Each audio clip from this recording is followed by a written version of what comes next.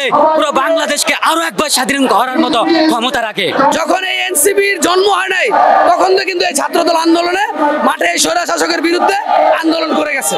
আজকে ঠিক 1 বছর পার হয়ে গেছে জুলাই বিপ্লবের, ঠিক 1 বছর আগে ঠিক আজকের এই দিনে খুনি ফ্যাসিস্ট হাসিনা আমাদের সাধারণ শিক্ষার্থীর পাশাপাশি ছাত্রদল সহ বিভিন্ন রাজনৈতিক সংগঠনের ছেলেপেলেদেরকে রাজপথে নির্মমভাবে হত্যা করেছেন। তার প্রতিবাদে এবং শহীদদের স্মরণে আজকে আমাদের জাতীয়বাদী ছাত্রদলের স্মরণকালের শ্রেষ্ঠ ছাত্র সমাবেশ অনুষ্ঠিত হচ্ছে।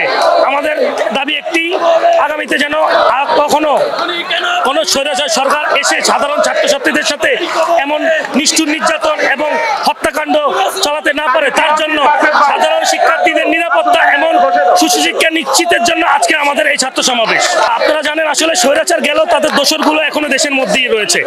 তো এই দোসরগুলোকে পরিপূর্ণভাবে যদি নিঃশেষ করার দরকার হয়, সেক্ষেত্রে আমাদের এই মুহূর্তে সুষ্ঠু নির্বাচনের বিকল্প আর কিছুই নেই।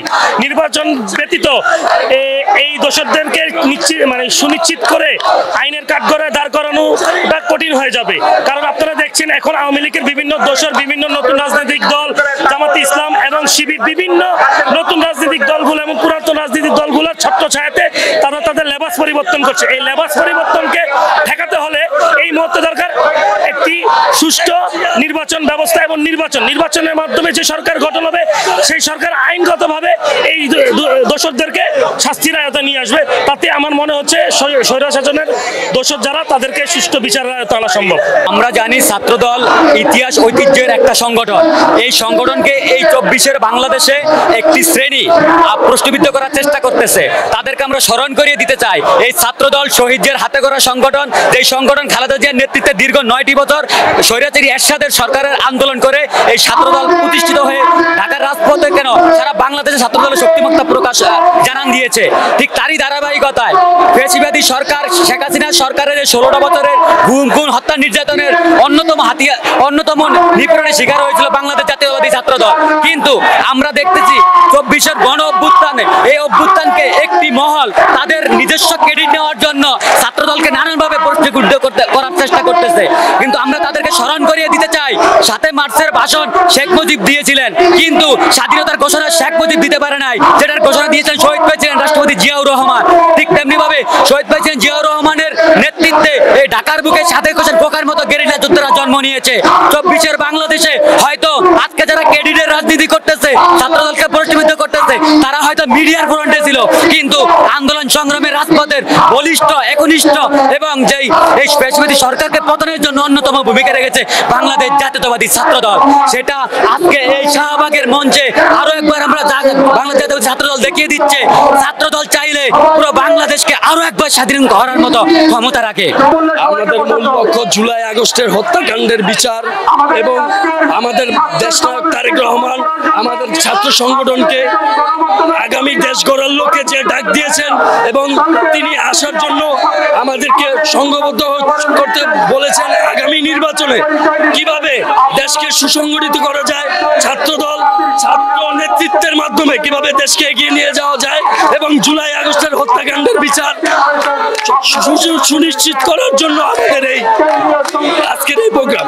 ছাত্রদলকে একটি উন্নতশীল রাজনৈতিক নেতৃত্ব নেওয়ার জন্য দেশনায়ক তারেক রহমান যেভাবে আমাদেরকে নেতৃত্ব দিয়েছেন, তাতে আমরা উৎসব মুখর এবং সামনে এগিয়ে নিয়ে যাওয়ার প্রত্যয় ব্যক্ত করে আমরা দেশনায়ক তারেক রহমানের জন্য অপেক্ষা করছি। গত বছরের জুলাই আগস্টে যে আন্দোলন হয়েছিল, যে আন্দোলনে স্বৈরাচার শেখ হাসিনা এই দেশ ছেড়ে পালাতে বাধ্য হয়েছিল, সেই আন্দোলনের আজকে বর্ষপূর্তি, আজকে প্রথম বছর হচ্ছে 3 আগস্ট।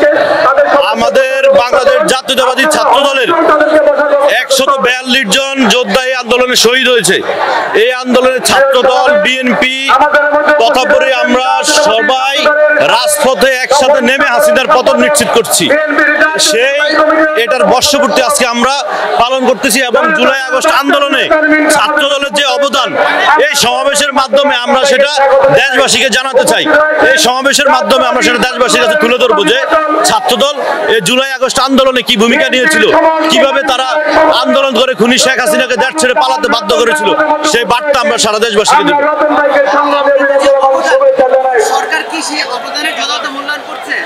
বর্তমান সরকারের একটি অংশ বাংলাদেশ জাতীয়তাবাদী ছাত্র দলের ভূমিকাকে ছোট করে দেখতে চায়।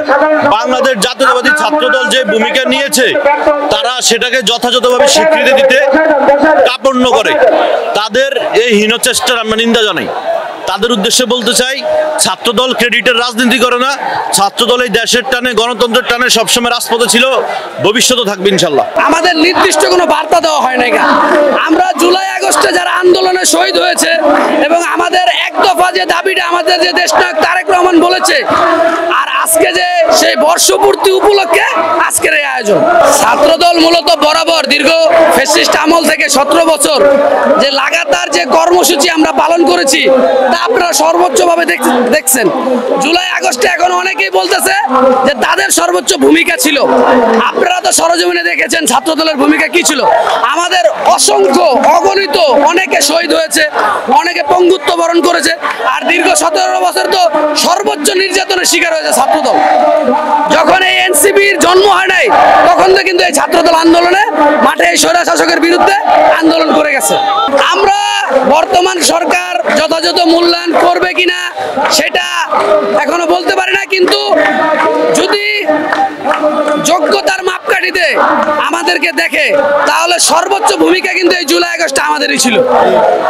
যখন এনসিপি বিভিন্ন সময় বিভিন্ন জায়গাতে ব্রিফ করছে, আন্দোলন কিন্তু চলমান ভাবে দেশনায়ক তারেক রহমানের কথায় আমাদের সাংগঠনিক অভিভাবক দেশনায়ক তারেক রহমানের কথায় কিন্তু রাজপথে ছাত্রদলই ছিল। যারা গুপ্ত সংগঠন ছিল দীর্ঘদিন তারা কিন্তু ছাত্রলীগের সাথেই ছিল। আমরা তো আর গুপ্ত সংগঠন না, আমরা ওপেন সর্বোচ্চভাবে যখন থেকে আন্দোলন ছিল তখন থেকে আমরা স্বতঃস্ফূর্তভাবে বিভিন্ন জায়গায় অংশগ্রহণ করছি। এই সংগঠন এমন একটি সংগঠন, এরা দেশের স্বার্থে, জনগণের স্বার্থে সর্বদা নিজেকে নিয়োজিত রাখে। বিশেষ করে আপনি দেখেন বর্তমান বাংলাদেশের প্রেক্ষাপটে এনসিপি নামক একটি সংগঠন করা হয়েছে। এই সংগঠন যখন বাংলাদেশ জাতীয়তাবাদী ছাত্রদল সেন্ট্রাল কমিটি থেকে শুরু করে আমাদের আরো সিনিয়র নেতাকর্মীদের সাথে যখন তারা যোগাযোগ করলো এবং অনুরোধ করলো আপনারা শহীদ মিনারে না করে দয়া করে শাহবাগে করেন, ঠিক সেই মুহূর্তে বাংলাদেশ জাতীয়তাবাদী ছাত্রদল একটি মহৎ উদ্যোগ নিয়ে এনসিপিকে করার সুযোগ করে দিয়েছে আর কি শহীদ মিনারে।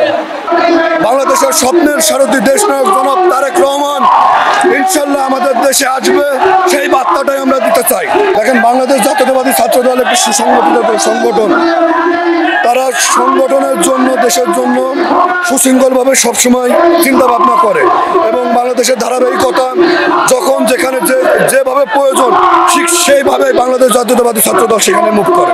বিগত 1.5 দশক বাংলাদেশ জাতীয়তাবাদী ছাত্রদল ফ্যাসিস্ট হাসিনার রক্তচক্ষুকে উপেক্ষা করে এদেশের গণতন্ত্র প্রতিষ্ঠার জন্য, এদেশের স্বাধীনতা এবং সার্বভৌমত্ব অক্ষুণ্ণের জন্য রাজপথে ছিল এবং সর্বশেষ জুলাই আগস্ট গণ অভ্যুত্থানে সম্মুখ সারিতে থেকে নেতৃত্ব দিয়েছেন বাংলাদেশ জাতীয়তাবাদী ছাত্রদল। আজকে জুলাই আগস্ট গণ অভ্যুত্থানের বর্ষপূর্তি উপলক্ষে বাংলাদেশ জাতীয়তাবাদী ছাত্রদল আবার স্মরণ করে দিতে চায় এদেশের গণতন্ত্রের জন্য, এদেশের স্বাধীনতা এবং সার্বভৌমত্ব অক্ষুণ্ণ রাখার জন্য বাংলাদেশ জাতীয়তাবাদী ছাত্রদল এখনো সদা জাগ্রত।